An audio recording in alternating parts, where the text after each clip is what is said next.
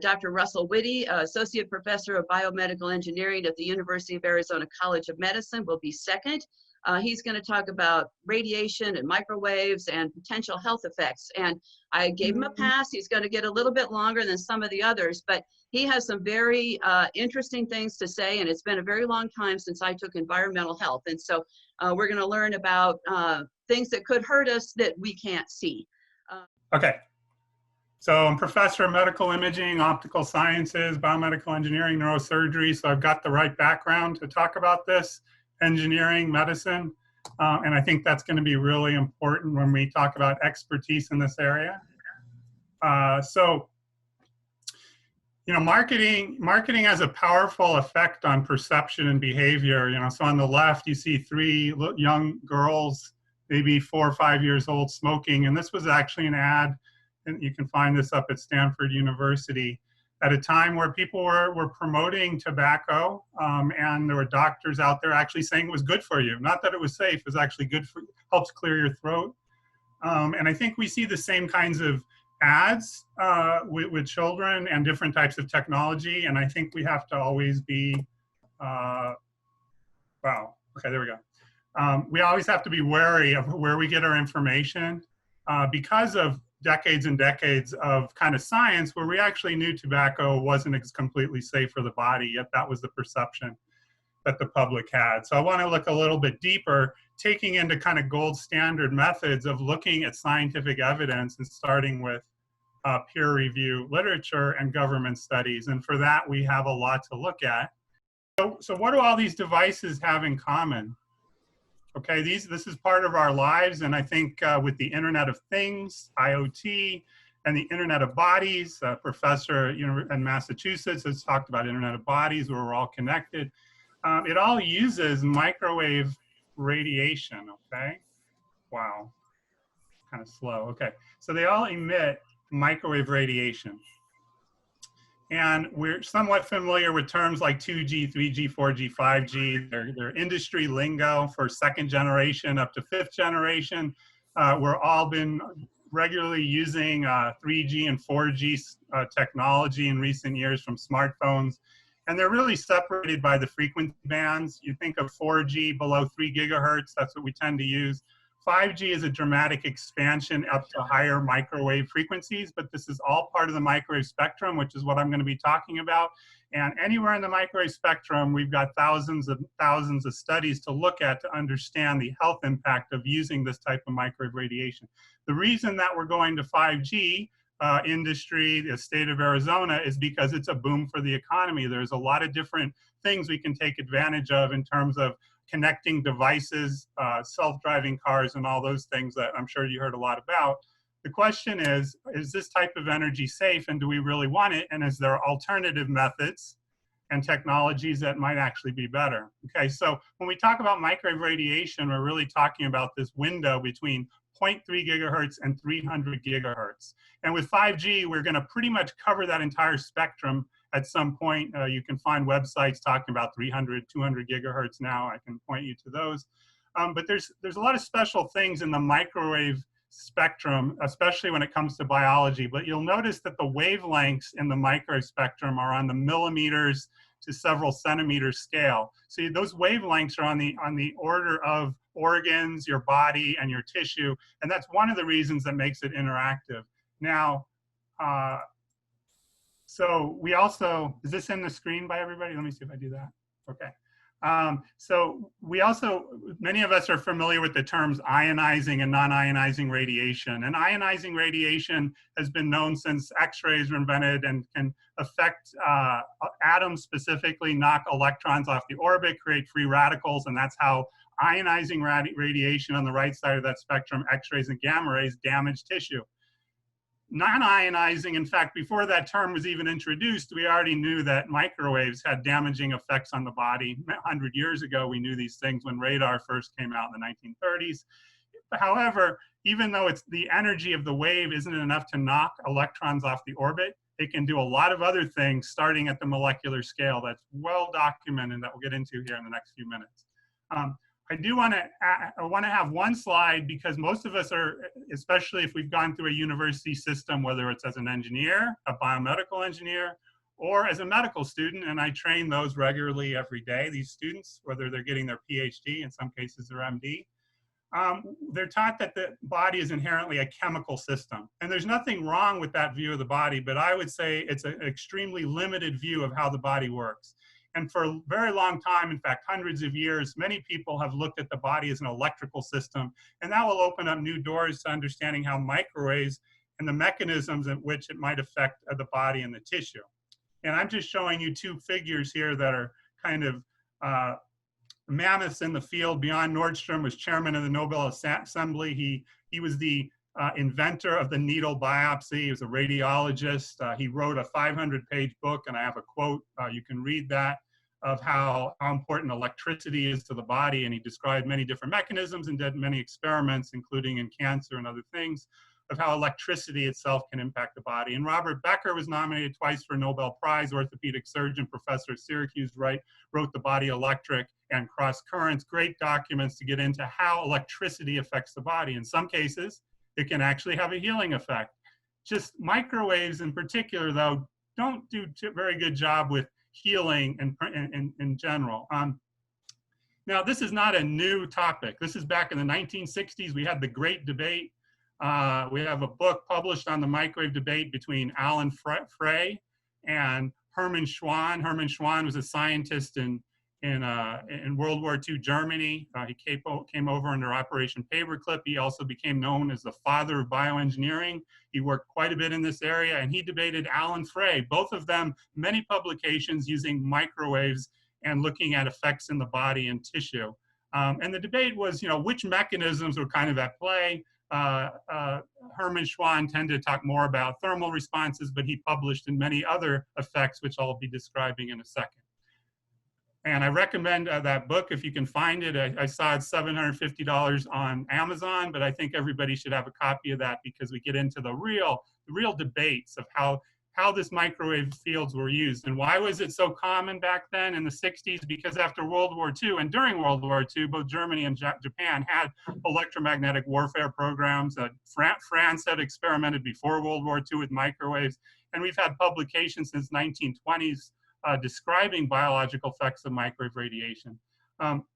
Now, when we talk about electricity or electromagnetic waves as opposed to a drug, it's a much more complicated thing to get into because with a drug, you can often look at dose, can change the dose effect, the method of delivery, and look at its effect. You can do controlled studies. With electricity and magnetism, it's much more difficult because you have to control so many different parameters of the waves. And in fact, all of these waves we know affect biological systems.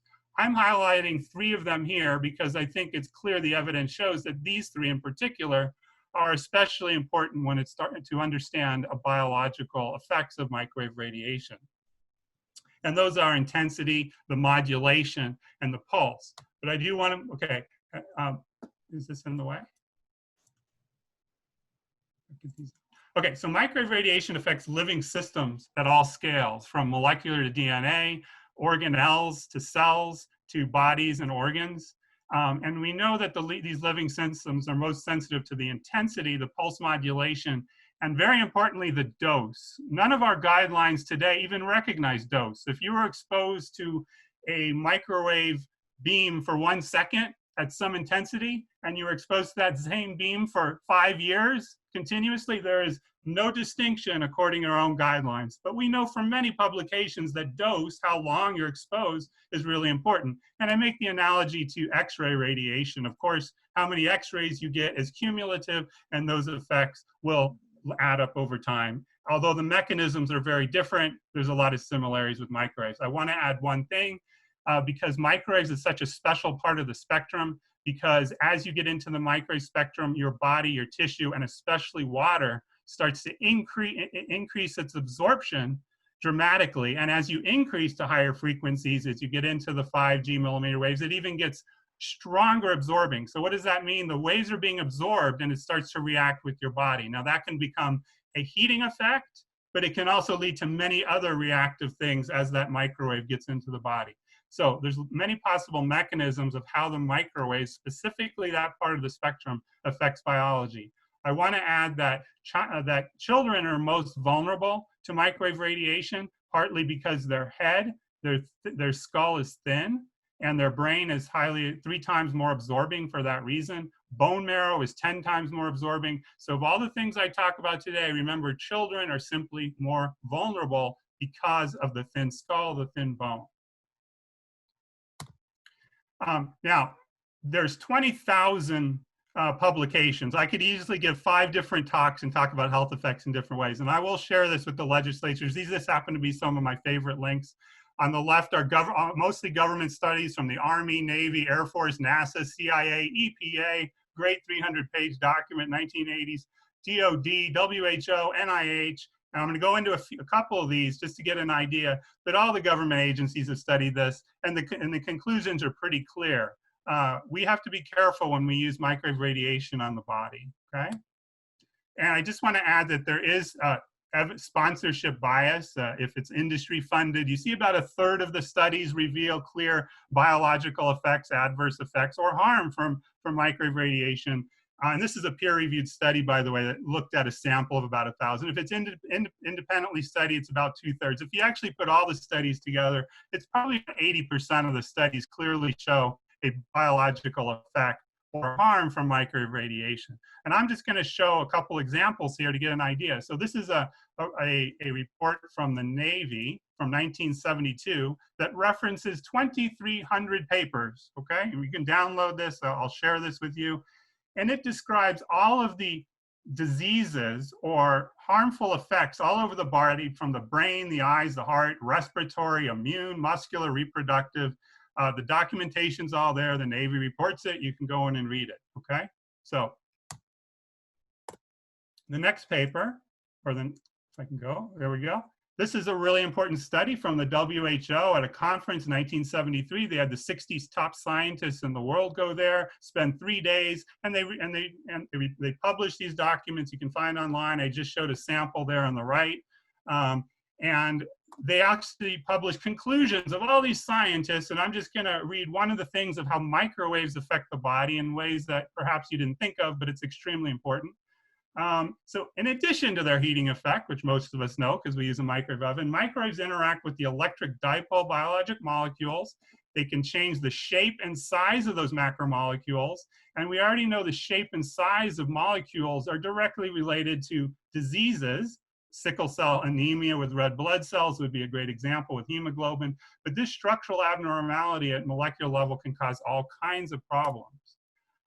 This is a document from the Air Force published in 1988 and released in 1994. And I'm only taking one part of it, the carcinogenic effects. They've got immune, many others. And I list them here as an extension from the WHO, where they even describe much more detail of how these structural changes take place. Of course, when we talk about carcinogenic effects, we think of cancer. But when you talk about DNA damage, mutagenic effects, it could lead to many other kinds of damage or diseases as well. Okay. And there's also in that same report a technical report from the National Institutes of Occupational Safety and Health. We can go on. And some of these exposures are well within guidelines that we may feel and see every day, right? This is the last kind of mega study I want to bring up, and that's the effects of microwave radiation specifically on the central nervous system. This is from the Ford Foundation from 1965, and it will take you through how microwaves affect the peripheral and central nervous system, the brain and spinal cord, and the different ways that it can do that. Not necessarily thermal effects, but all the other ways it can influence the body. I want to emphasize this point that microwaves cause DNA damage. It's been replicated many times. This is an example from the European Commission called the Reflex study of 2004. That's the largest study they ever did looking at cell phone radiation. And all I'm doing is comparing a control. This is called a COMET assay. It's a standard way to look at DNA damage. So you can see the control looks like a circle. If you expose 1,600 chest x-rays in the middle, that's gamma radiation, you get this streak. That's called a streak on the COMET assay. That indicates DNA damage. And on the right, 1.8 gigahertz of mobile cell phone use 24 hours at a SAR that would be within what we would normally consider safe. You also see DNA damage, okay? This was recently replicated by National Toxicology Program, NIH. That's the gold standard, published in 1920, genotoxicity. Italy had the same thing, their largest study reported that. Another result from that NIH study, which I was referring to before, this is the largest study ever done by anyone, $30 million, greater than 10 years, published within the last year or so. Its conclusion, 9 different types of cancer can be produced by cell phone type microwave radiation, specifically the brain and the heart. And they called it clear evidence of cancer. Okay, that's a quote. As well as cardiac myopathy, other kinds of heart problems. Okay, so as we go through this, blood. Okay, this is what normal blood looks like on dark field phase contrast imaging. Those nice little circles. This is from Weston Price. More people are looking at blood because you can take blood from a person like a teacher at a school. This has been done in teachers, and look at their exposure at the end of the day and the beginning of the day when they're exposed to wireless radiation. This is an example from a 75-year-old female. Not quite normal because of the age, but relatively normal, healthy red blood cells. And as they're carrying their phone and they look a few minutes later, this is what their blood looks like. And then they're actually using their phone and you start to get spiky red blood cells called echinocytes. And this is just from smartphone microwave exposure. So this is a cool tool. A lot of people don't know about it, even at the university. I'd like to see this more being used. But this effect has been described going back to 1927, called the Pearl Formation, and Hermann Schwann also published in 1974. So it's not a new thing. I want to mention a couple things on the brain. The blood-brain barrier is a protective layer that keeps stuff out of your brain, including heavy metals, viruses, and all kinds of things. Turns out microwaves open your blood-brain barrier, and there are many studies that talk about this, and here's the mechanisms. So when you're exposed to microwave radiation, this results in a rat. Not very high exposures. In some cases, you see a larger effect in lower intensities in this case, but you can see those little brown splotches indicate permeability increases in the brain of the rat with just a couple hours of exposure, in this case in the rat. And then you can see on histology and how that does. So that opens the door to other sorts of things. You know, is microwave radiation a causal factor in Alzheimer's disease? There's many papers that suggest this as a possibility. I put up a couple. There's even ones that look at the effects on amyloid plaques down there at the bottom within the last year. I want to go to a couple other effects that are well known since 1960, and this is important not just for health, but also for security purposes. Microwave auditory effect, it's been known since 1961. You can direct a microwave beam at the side of the head, and if you pulse modulate that, you will hear sounds. In fact, we do imaging in my lab called thermoacoustic imaging that uses pulse microwaves to generate sound, which can be used to produce images of the body. Well, here's, I'm also showing a book, and not a paper, but an entire book on this effect. So it's been known, used by the military and others for a very long time. In fact, there are patents, 1990 patents, 1970s, of how to actually encode any sound that you want into the head. You might not even know where it's coming from, but you can encode sound into your head using pulse microwaves without very high exposures, relatively low exposures, okay? So those things are possible. So is this a security threat? If it's abused, is this a health hazard? Most people are not aware of this. I believe more people need to know about this technology. Many people talk about tinnitus. They hear sounds from microwaves, right? Well, I just showed you how low-level pulse microwaves can induce sounds, right? So here's a paper where they looked at the possibility of tinnitus, and they basically concluded that this needs to be looked at more because there's a good possibility that whether that's from a different mechanism or the mechanisms I just described, this can affect sounds that you hear from pulse microwave.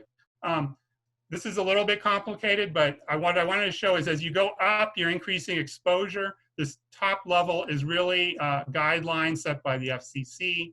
And we in the United States, Canada, and the United Kingdom have the most lax thresholds of any other country. If you look at China or Russia, 100 times more stringent, strict rules in terms of overall exposures. But everything below that line, that means less exposure, are simply a few studies that that the Bio Initiative decided to list here that are well documented to cause all kinds of problems, from leukemia to changing your brain signals.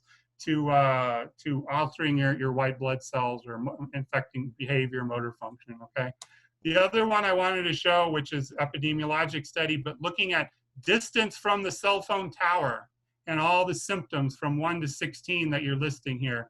Very good correlation that people that live closer to a tower tend to experience these symptoms. This has all been peer reviewed and it's been looked at in other ways as well. This is all 4G, your standard stuff. So maybe not the best to live near a cell tower if you're feeling any of these symptoms, or find a way to protect yourself.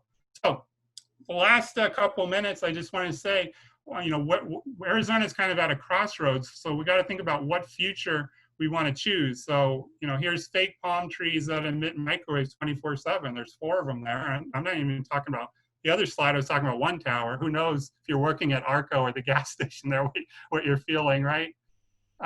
So when we talk about 5G, which is really a proliferation, a dramatic increase in the amount of microwave exposure, I'm not going to go into specific frequencies with 5G and the biological effects. What I want you to know is that there's going to be and is going a dramatic increase. Now, we still have 4G. In fact, I expect to see 4G to be maybe more of the problem than the 5G, especially short term, because we're going to see an increase in 4G as well, as the transmitters and the cell towers that we're seeing in Tucson going up are traditionally transmitting right now at 600, 800 megahertz, which is still 4G. But we got all kinds of cell phone towers, ones that we can recognize, these small cells, and ones that can be hidden.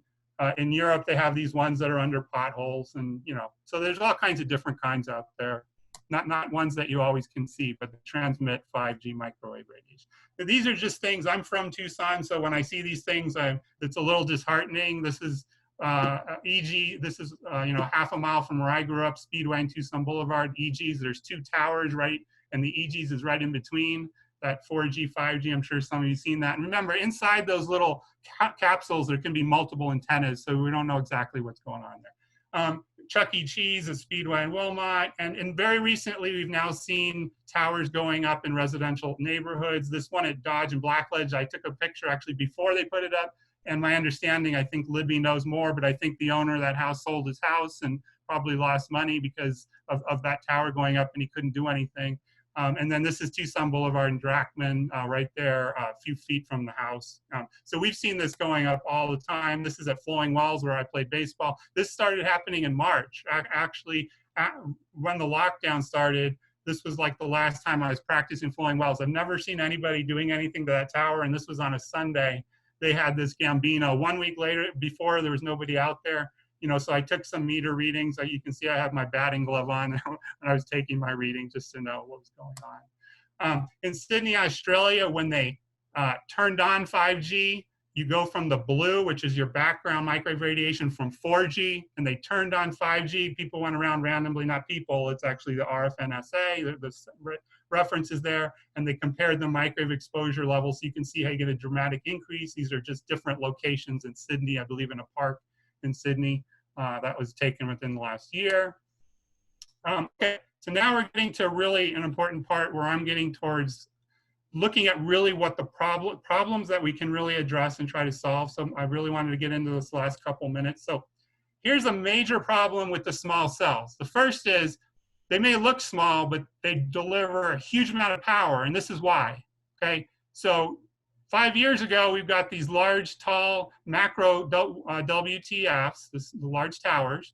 Let's say 200 feet off the ground, 2,500 feet away. Your power in the second story bedroom would be 0.002. We're going to call them radiation units, okay? That's good enough to get 5 bars on a cell phone, 85 dBm, okay? That's great, excellent, beautiful, right? Well, look at this tower. 35 feet, that's a small cell above the ground. 60 feet away, it's actually 10 feet from this house, but 60 feet, okay? And the amount of power it's measured, 50,000 radiation units. That's 25 million times higher than what's needed for 5 bars in a cell phone, okay? Think about that, okay? Now, this home here is in San Francisco. The person that lived there wanted to stop this thing from going up, and the city wouldn't do it. It was installed, I believe, a year ago or something like that. 3 months later, she got a brain tumor and had to have that removed. Okay, so this is what's going on in other places, and we have to be aware of that. Okay, So path forward, I think one thing is we want to take advantage of the 1996 Telecommunication Act. I understand we have a state bill, great, but let's look at the federal law, okay? And I want to focus on a couple of things. 47 U.S. Code 332, mobile services, factors which commission must consider: promote the safety and life of property. It was in the original 1932 Telecommunications Act, and it cannot be replaced or removed by any subsequent, okay? So that has to be really important, and we got to remember that. 47 U.S. Code 324, use of minimum power in all circumstances. All radio shall use the minimum amount of power necessary, which is already really defined as 5 stars on a cell phone. That's the telecommunications. You got 5 stars, that's great service. Great. Okay, we just talked about that. All right, so here's 5 stars on a cell phone, and everything above that are where they get the real big problems. If we can just keep it to 5 bars in a cell phone, we're going to be way better off, okay? So local city councils must assume their authority to regulate operations on all WTFs by limiting effective radiating power, which I can go into that, but that's an important parameter that the cities can control operations of their device to ensure 5 bars and conducting periodic needs testing throughout the city to ensure not compliance maybe, but to ensure that there's full coverage. So the city can do that if they want, okay? So this is just to show, I know a lot of people think their hands are not tied because they're being told this top line here, HB 2365, cannot do a moratorium, blah, blah, blah. But federal law says quite the opposite. I just mentioned, all radio shall use the minimum amount of power necessary to carry out. You can't override that with another state bill. You can't do it, okay? And also, in the case of a natural disaster, there's all kinds of exceptions. Comparable emergency, okay? We are in an emergency. That gives us special rights, according to federal law, to take action, okay? Now, what authority do municipalities have to regulate WTFs? Title I, local control of placement, construction, modification, operations. So I have the 47 U.S. Code and the DC Circuit ruling Mozilla FFCC. So local control at the federal level, I don't know about the state bill and how that affects things, but if you just go by federal law, there's tremendous control at the local level. They don't know about that. Now in Title II, they still have control of operations, but no one's talking about it. They don't realize it. They can put a cap on the amount of power that comes out of those towers. And they don't realize that, and we need to get up to speed so they can do something, okay? Privacy, I think that's the next talk, so I'm gonna end here. Recommendations, okay. I have 2 sets, so I think it's important to educate the public to the health consequences of microwave radiation, okay? And provide tips to minimize their exposure, reduce sources of microwave radiation, and promote teaching the human body as a bioelectric communication system. The reason that there's more people like me not talking about it is because you're either an engineer or you're a biologist, and your normal training is not going to give you this background in microwave radiation, biology, the electrical system of the body. So we need to promote that. And I teach students, obviously, and I know that they're very interested, and there's plenty of literature and plenty to learn from this.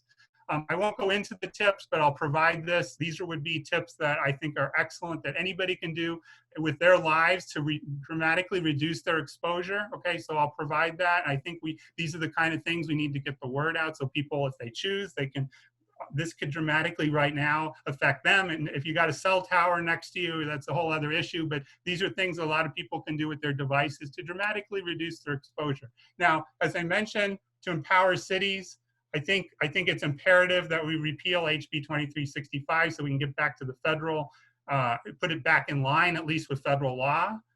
Local cities have to assume their duty to regulate based on safety and property right in the federal law. And it needs to set limits on the ERP. I think there are ways the city can make money on that. I'll get into that later if you want. And perform needs tests. And then finally, I think there are excellent technologies out there. The quickest would be to do wired solutions like in Chattanooga, Tennessee. They got the fastest Ethernet connections in the country because they decided 10 years ago, we want to wire everything. We've already got the infrastructure to do that with the fiber optic network. We just need to extend that to the residences and the businesses. And that's, I'm going to stop there. Hopefully I didn't go too long. I got as much as I could in. Thank you. And I will stop sharing.